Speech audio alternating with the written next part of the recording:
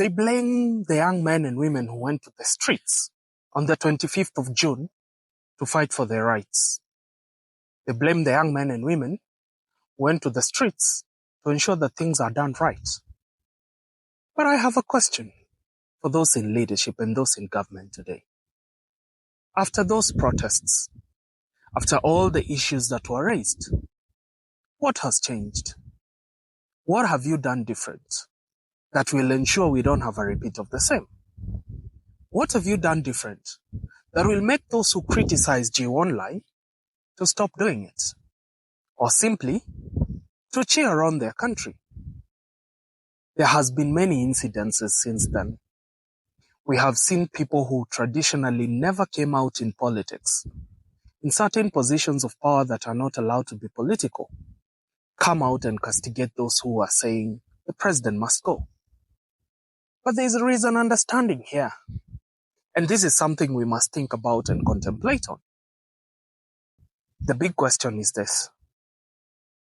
After all that happened, after the agitation, after the anger that was demonstrated on that day, after the pain that was visible on the faces of the parents who lost their children fighting for their rights as Kenyans, what have you done different as a leader?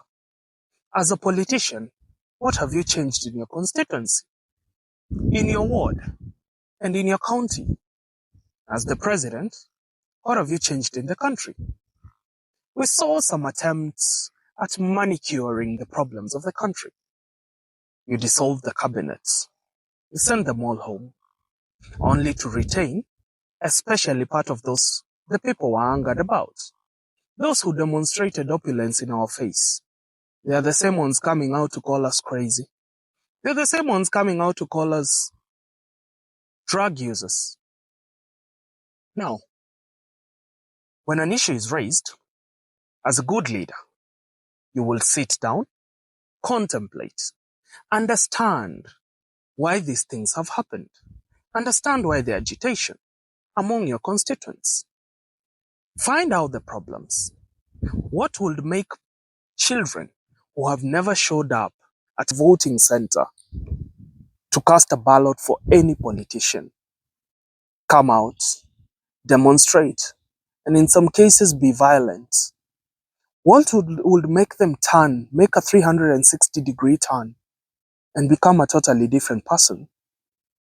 What would make them not adhere to the discipline you supposedly tell their parents to teach them?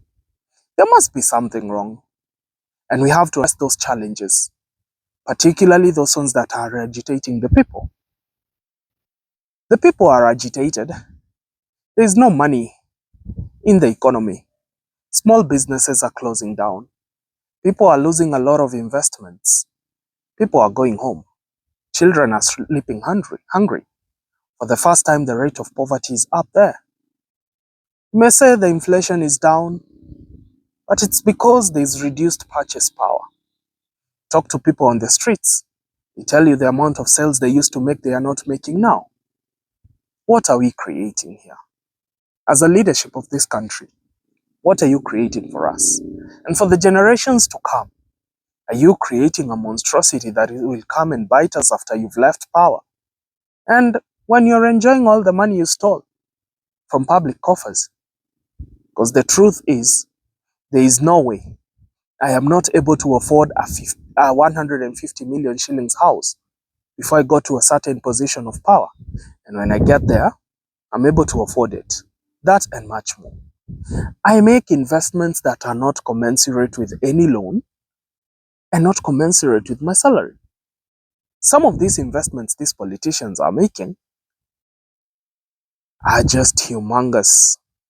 They cannot amass that wealth in a lifetime, unless they have certain lines of credit and they are stealing some money from the government.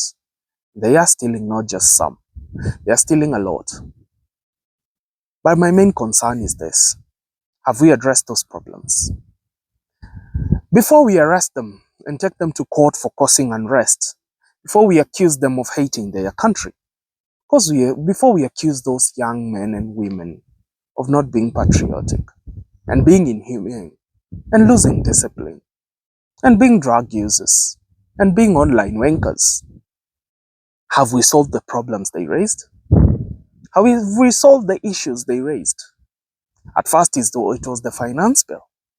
Now the young people have awakened and they have realized the country is headed in the wrong direction.